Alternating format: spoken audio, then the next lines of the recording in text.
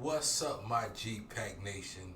This is Daryl G coming to you with another video, G-Pac TV.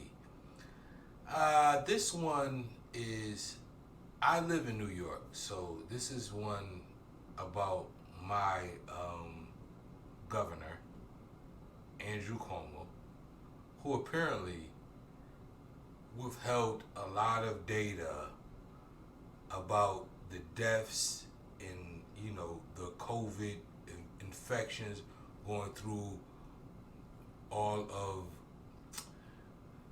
the older folks' homes in this state, and the scandals that's coming out. I'm gonna tell you, I don't think many people in this state is surprised of the corruption of Andrew Cuomo and all the bullying he's doing and all of that.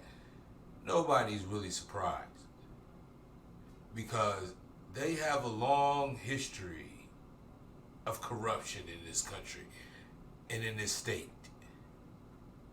going back to his father, to be honest with you. So, but this guy is a real bully, and his bullying tactics also go far back.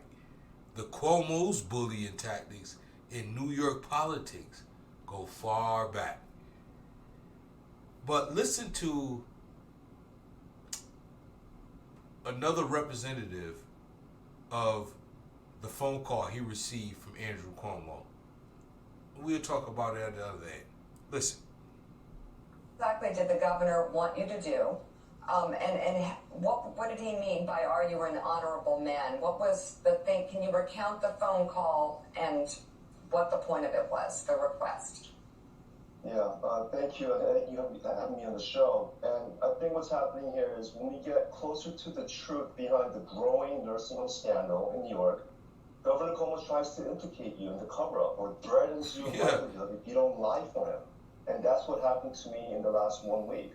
I was one of 6 lawmakers in that private meeting for 2 hours with Secretary DeRosa when she accidentally told us the truth, that there was a cover-up and feared that the information would be weaponized against Governor Cuomo.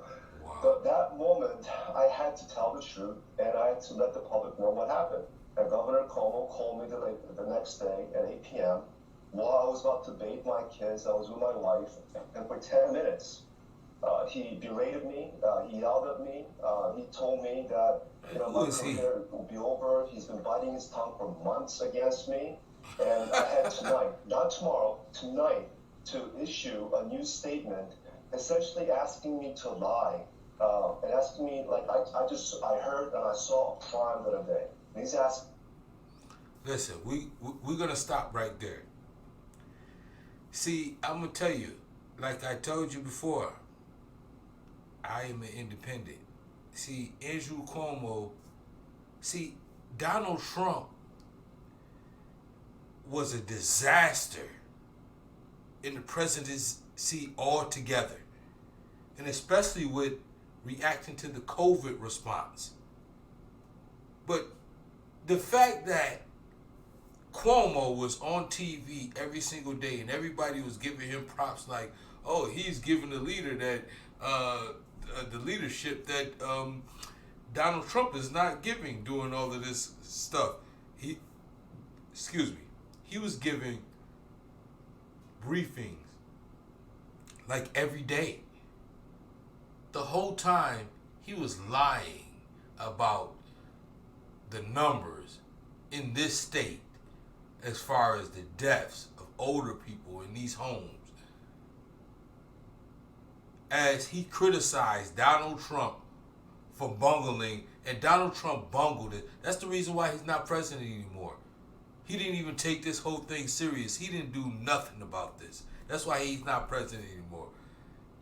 So let's not forget about that. But the fact that Cuomo came on every single day talking about the COVID-19 response and lambasting the Donald Trump administration, that was real rich. And that's why, once again, I keep going back to all my people. I tell you, they're all in it on all of us. They're all a bunch of scumbags. Donald Trump did all this shit. He didn't do nothing. And what he did do was profit motivated. Do you understand? Now we have Andrew Cuomo on the other side. Some more bullshit.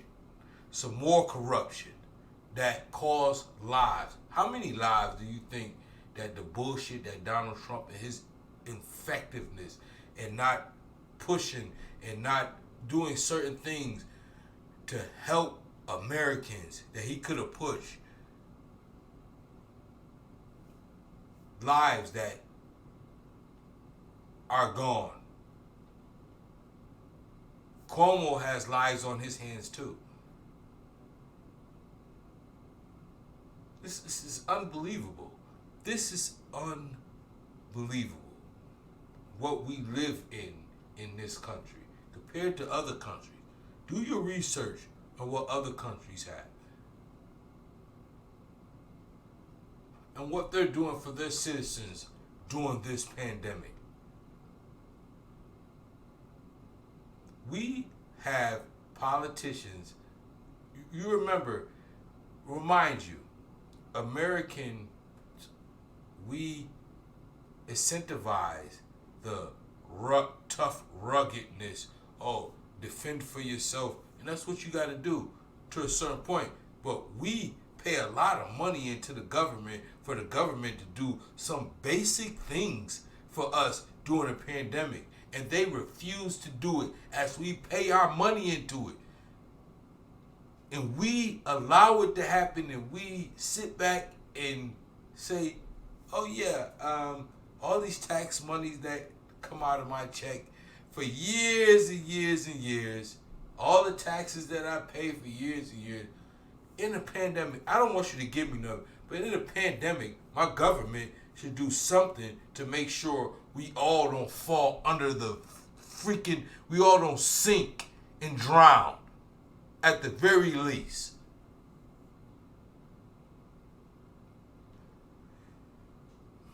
This is where we are today. So let's have a conversation, and you know that's what we're here to do. Well, this is a Saturday, but I don't know if I can call this a happy hour because I don't have to work on a Saturday, so all day is a happy hour. But there are working people who have to work on a Saturday because that's what we have to do. We have to work and slave for these scumbags to screw us over time and time again. But I hope you have sat back and poured your drink for the day. And if you did work today, I salute you and happy hours to you. And to all who didn't have to work today, happy hour to you all day.